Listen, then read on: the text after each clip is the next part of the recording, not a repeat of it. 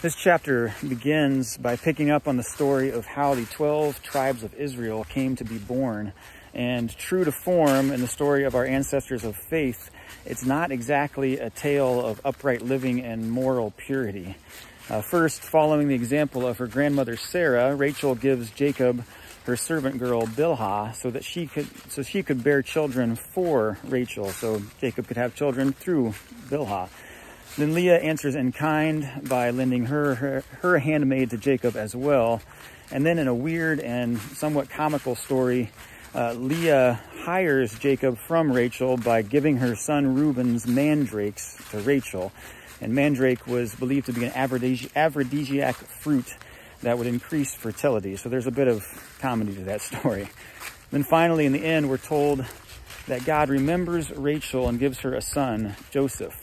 So repeatedly in the stories of our ancestors of the faith, we see that they believed and that they trusted God, but at the same time, so often they took matters into their own hands, and not always in the most faithful of ways. But again, God never abandoned them. Then at the end of chapter 30 and going into chapter 31, there's a story of Jacob taking all he can after 20 years of working for Laban and leaving for home. In the last chapter, we saw that Laban tricked Jacob, and now here we have Jacob returning the favor. And again, the story has a bit of a comical note to it. Jacob tells Laban that he'll only take the goats that are black, striped, or spotted. And even though Laban sends all of the black, striped, and spotted sheep away in an effort to rob them of Jacob, Jacob somehow breeds more spotted livestock by encouraging them to mate while looking at a spotted and striped stick.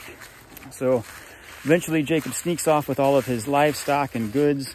Laban chases after him, but cannot find any wrongdoing, so they make a covenant over a heap of rocks so that neither will ever cross those stones to cause the other harm.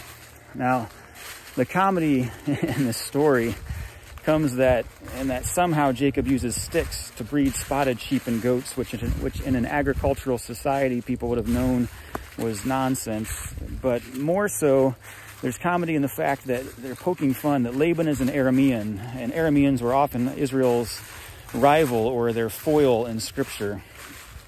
So earlier, the Aramean got the best of Jacob, but here Jacob gets the last laugh, reinforcing Israel's pride and allowing them to poke fun at their neighbors, sort of in the same way a Michigan State fan would poke fun at a Michigan fan, or vice versa.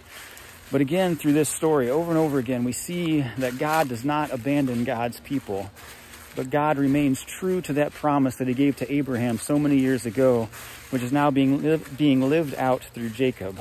So may we too trust in God's promise through all that gives us life.